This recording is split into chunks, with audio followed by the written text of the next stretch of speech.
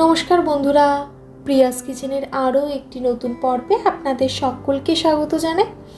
আজ আমি আপনাদের সাথে একটা স্ন্যাক্সের রেসিপি শেয়ার করব, যেটা হলো পাকা কলার বড়া।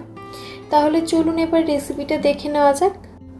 পাকা কলার বড়া বানানোর জন্য আমি প্রথমেই পাকা কলাগুলো মিক্সার গ্রাইন্ডারে ব্লেন্ড করে নেব, যার জন্য একটা ছোট মিক্সিং জারে নিয়ে নিয়েছি 3টে মাঝারি সাইজের পাকা কলা।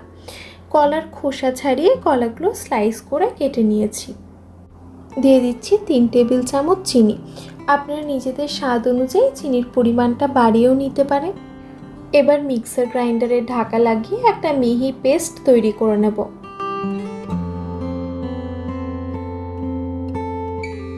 পরবর্তী পর্যায়ে একটা মিক্সিং বোলে নিয়ে নিয়েছি কলা আর চিনির মিক্সারটা। এবারে সব শুকনো উপকরণগুলো দিয়ে দেব। দিয়ে দিচ্ছি হাফ কাপ মতো ময়দা, 1/4 কাপ সুজি, 2 টেবিল চামচ মিল্ক পাউডার আর 2 চামচ চালের গুঁড়ো। এখন একটা চামচ দিয়ে ভালোভাবে মিশিয়ে নিচ্ছি।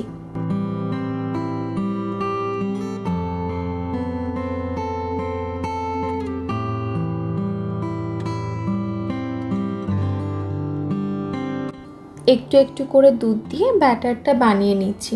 তবে লক্ষ্য রাখতে হবে যেন ব্যাটারটা খুব বেশি পাতলা না হয়ে যায়, আবার খুব বেশি ঘনও না থাকে। এখানে আমি মোট 1/4 কাপ মতো দুধ ব্যবহার করলাম।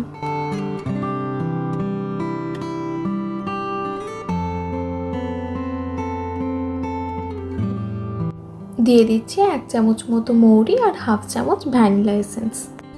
এটা অপশনাল, আপনারা চাইলে নাও দিতে পারেন। চামচ দিয়ে ভালোভাবে মিশিয়ে নিয়ে ঢাকা দিয়ে ব্যাটারটা রেস্টে রেখে দেব 30 মিনিটের জন্য।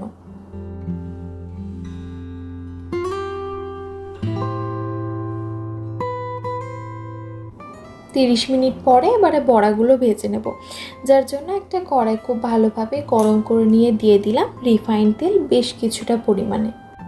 তেল ঠিকমতো গরম হয়েছে কিনা সেটা বোঝার জন্য একদম সামান্য একটু ব্যাটার তেলের মধ্যে ফেলে চেক করে নিলাম।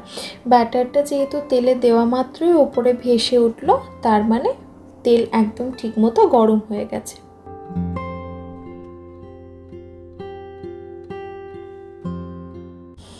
এবারে বড়াগুলো ভেজে নেব মিডিয়াম ফ্লেমে। হাই ফ্লেমে বড়াগুলো ভাজলে ওপর থেকে কালার চলে আসবে, কিন্তু ভেতরটা কাঁচাই রয়ে যাবে।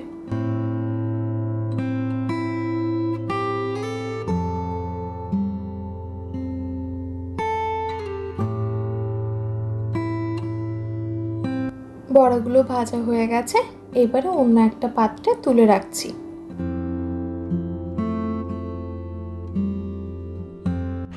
বাকি বড়াগুলোও একইভাবে ভেজে নিচ্ছি।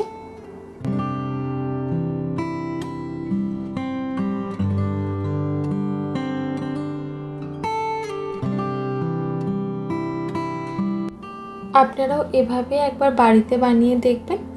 কেমন লেগেছে আপনাদের অবশ্যই কমেন্ট বক্সে জানাবেন। ভালো লেগে থাকলে ভিডিওটা একটু লাইক আর শেয়ার করে দেবেন। চ্যানেলটা সাবস্ক্রাইব করে না থাকলে সাবস্ক্রাইব করার অনুরোধ রইল। আবারও দেখা হবে অন্য একটা ভিডিও নিয়ে। ধন্যবাদ, ভালো থাকবেন।